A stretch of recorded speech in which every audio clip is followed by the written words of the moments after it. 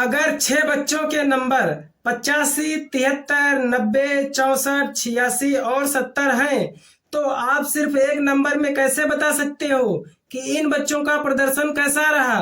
आज हम यही सीखेंगे, केंद्रीय प्रवृत्ति। और इस सवाल का जवाब निकालना इतना आसान है कि वीडियो के अंत तक आप खुद निकाल लोगे। तो बच्चों आज हम सीखेंगे आंकड़ों की केंद्रीय प्रवृत्ति और उनके मुख्य प्रकार। तो बच्चों सबसे पहले हमको पता होना चाहिए कि आखिर केंद्रीय प्रवृत्ति क्या होती है। तो देखिए बच्चों इसकी डिफिनीशन, आंकड़ों में से किसी एक आंकड़े के आसपास पाए जाने की उनकी प्रवृत्ति को केंद्रीय प्रवृत्ति कहते हैं। ऐसे बच्चों इसको समझिए, जैसे बहुत सारे आंकड़ों में से ऐसा मान जो पूरे आंकड़ों का प्रतिनिधित्व करे उसे केंद्रीय प्रवृत्ति कहते हैं। बच्चों केंद्रीय प्रवृत्ति की मापें मुख्यतः 3 प्रकार की होती हैं। कितनी प्रकार की होती हैं? 3 प्रकार की होती हैं। नंबर 1 समांतर माध्य, इसे अंग्रेजी में अरिथमेटिक मीन बोलते हैं। नंबर 2 माध्यिका या माध्यक, इसे मीडियन कहते हैं। नंबर 3 बहुलक, इसे मोड कहते हैं। आपके सिलेबस में बच्चों समांतर माध्य है तो आपको सिर्फ समांतर माध्य पढ़ना है। तो आज इस वीडियो में हम समांतर माध्य पढ़ेंगे। बच्चों देखिए समांतर माध्य क्या होता है। समांतर माध्य वह मान है जो दिए हुए पदों के योगफल में पदों की संख्या से भाग देने पर प्राप्त होता है। बच्चों ये फार्मूला आपको ध्यान रखना है, समांतर माध्य बराबर सभी पदों का योगफल बटे पदों की संख्या। इसको हम चलो आपको एक एग्जाम्पल से समझाते हैं कि आखिर समांतर माध्य क्या होता है और इसके सवाल कैसे लगते हैं। तो देखिए बच्चों जैसे यहाँ पर एक उदाहरण लिखा है हमने, कक्षा 7 के 6 शिक्षार्थियों के पूर्णांक 100 में से प्राप्तांक निम्नांकित हैं, जैसे 85, 73, 90, 64, 86, 70। ये आपको एक एग्जाम्पल दिया है। अब हम इसका समांतर माध्य कैसे निकालेंगे। बच्चों समांतर माध्य को हम औसत भी कहते हैं या माध्य कहते हैं।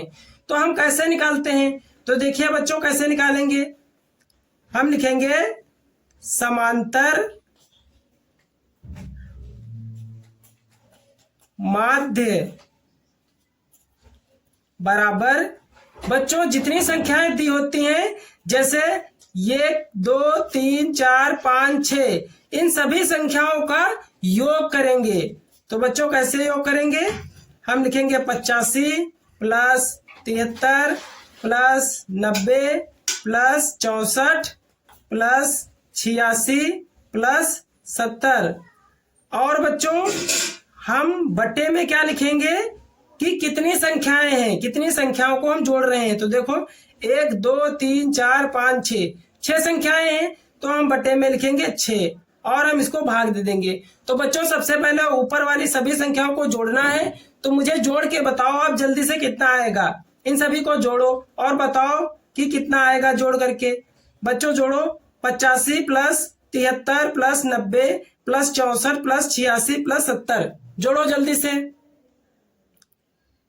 तो बच्चों इसको जब जोड़ेंगे तो देखिए 5, 3, 8, 8, 4, 12, 12, 6, 18। तो 18 के लिखेंगे 8, हासिल 1, 8, 8, 7, 15, 15, 9, 24, 24, 6, 30, 30, 8, 38, 38, 7 कितना हो जाएगा 45 और 45 और हासिल 1, 46।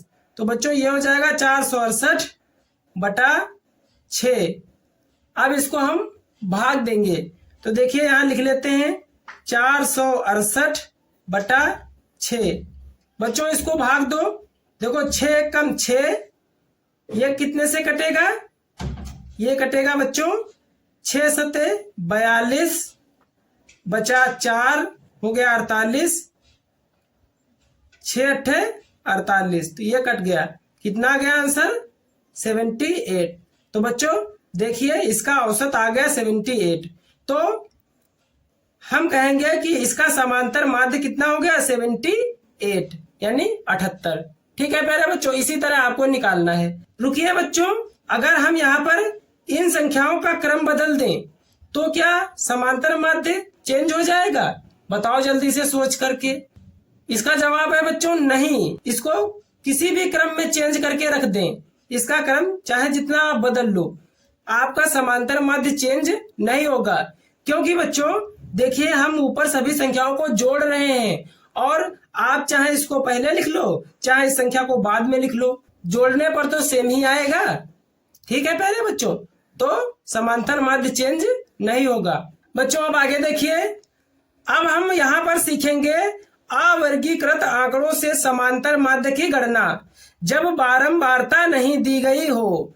तो बच्चों सबसे पहले हम समझ लेते हैं कि आखिर बारंबारता क्या होती है। बच्चों बारंबारता हम कोई संख्या कितनी बार रिपीट हुई है उसे ही हम बारंबारता कहते हैं। जैसे मान लो ये उदाहरण, जैसे देखो मान लो 56, 42, 40, 38, 52 ये संख्याएं दी हुई हैं। मान लो 56 संख्या 8 बार रिपीट होती तो इसकी बारंबारता कितनी हो जाती? 8 हो जाती। तो जो संख्या जितनी बार रिपीट होगी उसकी बारंबारता उतनी ही होगी। तो आपको बच्चों समझ में आया कि आखिर बारंबारता क्या होती है।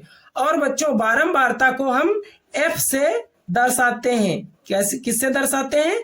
F से दर्शाते हैं। ये आपको बात ध्यान रखनी है। अब बच्चों देखिए, जब बारंबारता नहीं दी गई होती है तो हम कौन सा फार्मूला लगाएंगे? ये वाला लगाएंगे, समांतर माध्य बराबर x1 plus x2 plus x3 plus x4 plus x5 plus इसी तरह xn तक, मतलब जितनी भी संख्याएं हों बटे जितनी संख्याओं को ऊपर हमने जोड़ा है उतनी ही संख्या को हम नीचे लिख करके उसे भाग देते हैं। अब आगे बच्चों देखिए, ये कौन सा चिन्ह है? इस बच्चों चिन्ह को कहते हैं सिग्मा। सिग्मा x बटा n। सिग्मा का मतलब होता है बच्चों सभी संख्याओं का योग। तो सभी संख्याओं का योग बटे n। ठीक है, अब इसको हम एग्जाम्पल से समझते हैं। तो देखिए उदाहरण दिया है 56, 42, 40, 38, 52 का समांतर माध्य निकाल लो। तो इसको कैसे निकालेंगे? तो हम ऊपर वाला यही फार्मूला लगाएंगे। तो देखिए हम लिखेंगे समांतर माध्य बराबर, अब देखिए बच्चों यहाँ पर x1 plus x2 plus x3 ये जो ऊपर दिया हुआ है ये सभी क्या है? ये संख्याएं हैं, x1, x2, x3, x4, x5। तो इन सभी संख्याओं को क्या करेंगे? योग करेंगे। तो इन सभी संख्याओं का योग करो, 56 प्लस 42 प्लस 40 प्लस 38 प्लस 52 बटा नीचे कितनी संख्या आएगी? बच्चों जल्दी बताओ। हम जितनी संख्याओं को ऊपर जोड़ते हैं वही संख्या नीचे लिख देते हैं। तो देखो कितनी संख्याओं को जोड़ा है? 1, 2, 3, 4, 5, 5 संख्याओं को जोड़ा है। तो हम बटे में 5 लिखेंगे और इसको भाग दे देंगे। तो अब देखिए बच्चों, इन सभी संख्याओं को जोड़कर बताओ कितना आएगा, जल्दी से जोड़ो। तो बच्चों जब इन सबको जोड़ोगे आप तो यहाँ पर जोड़ करके आएगा 228 बटे नीचे 5 है तो हम लिख देंगे 5। अब इसको हम भाग देंगे 5 से। तो बच्चों 5 से इसको भाग दो, कितना आएगा? तो देखो 5 एकम 5 और ये 22 है तो 5 चौके 20 4 बार जाएगा।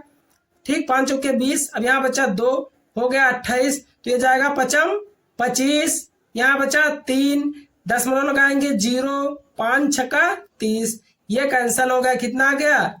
45.6। ये आपका बच्चों उत्तर आ गया। ठीक है प्यारे बच्चों, इसी तरह आपको करना है सारे सवाल। अब बच्चों आगे समझते हैं अवर्गीकृत आंकड़ों का समांतर माध्य निकालना जब पदों की बारंबारता दी गई हो। अब की बार बच्चों इन सवालों में क्या होगा? आपको बारंबारता दी गई होगी और आपको संख्याएं भी दी गई होंगी। तो इस प्रकार के सवाल कैसे लगाएंगे तो चलिए समझते हैं। तो बच्चों हम इस बार इस फार्मूले का यूज करेंगे, समांतर माध्य बराबर f1 गुणा x1 प्लस f2 गुणा x2 प्लस fn गुणा xn बटा f1 plus f2 plus fn। इसी तरह अनंत तक गिनतियां जितनी होंगी। ठीक है, तो बच्चों इसमें f क्या है? f है बारंबारता और x क्या है?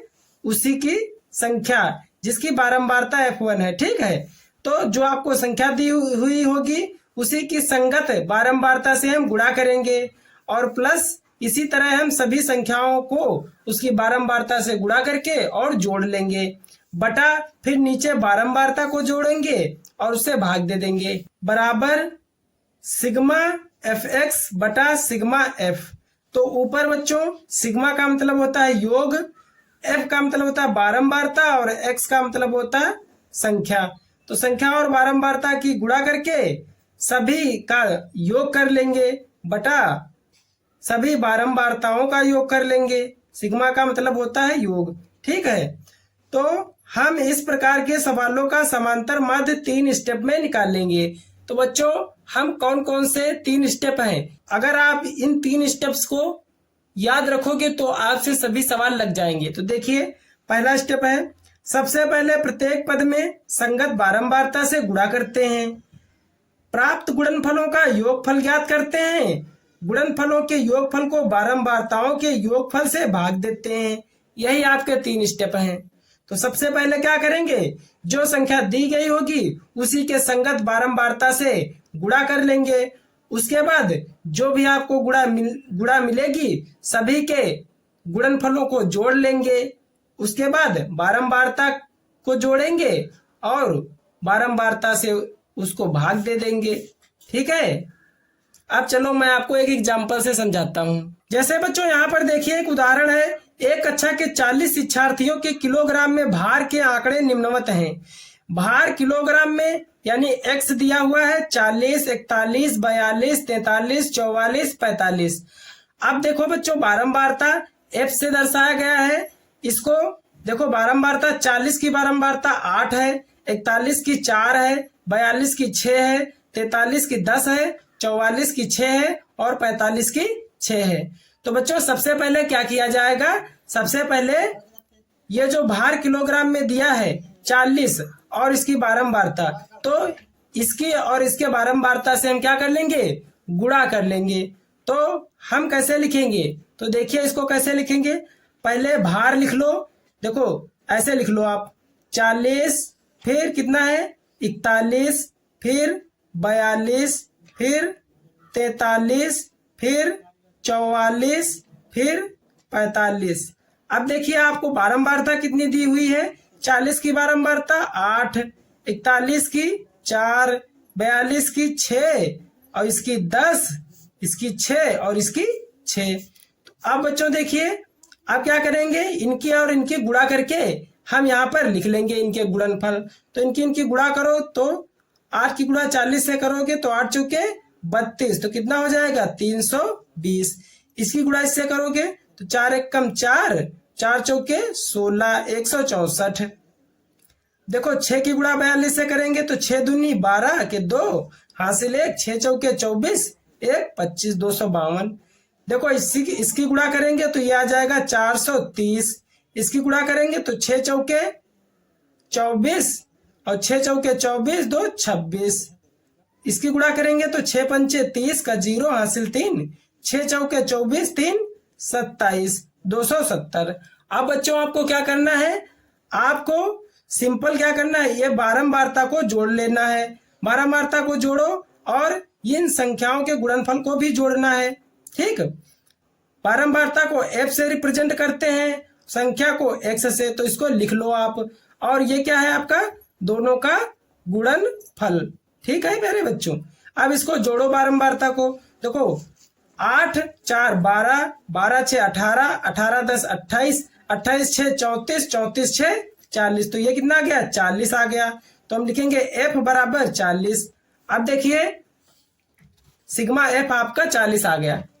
यहाँ पे देखिए गुणनफल को जोड़ो, देखो 4 2 6, 6 4 10, 10 का 0 हासिल 1, 2 6 2 8, 8 5 13, 13 3, कितना आ जाएगा 16, 16 6 22, 22 22 7 29 और 29 1 हासिल तो 30, 30 का 0 हासिल 3, 3 3 6, 6 1 7, 7 2 9, 9 2 11, 11 4 15, 15 2 17। तो ये कितना आ गया 1700। तो ये बच्चों क्या है, ये है आपका सिग्मा एफ एक्स। तो अब क्या करेंगे, अब हम फार्मूला लगाएंगे वही वाला, हम लिखेंगे समांतर माध्य बराबर सिग्मा एफ एक्स बटा सिग्मा एफ। तो अब देखिए वैल्यू रख देंगे यहाँ पर 1700 बटा ये कितना है 40। अब इसको भाग कर दो, 0 से 0 कट जाएगा। अब देखो 4 से इसको 170 को भाग दो, तो 4 चौके 16, 1 बचा 10, 4 दूनी 8, 2 बचा, दसवां लगाएंगे 0, 4 पंचे 20, ये कट जाएगा। तो कितना आ गया 42.5। यही आपका उत्तर हो जाएगा। तो बच्चों इसका समांतर माध्य कितना आ गया 42.5। इसी तरीके से आपको इस तरीके के सवाल लगाने हैं। मुझे उम्मीद है बच्चों आपको बहुत ही अच्छी तरीके से समझ में आया होगा। मजेदार तरीके से गणित सीखने के लिए बच्चों चैनल को सब्सक्राइब कर लेना, वीडियो पसंद आई हो तो वीडियो को लाइक कर देना और अपना एक कमेंट जरूर छोड़ के जाना कि वीडियो किस प्रकार की है। Thank you.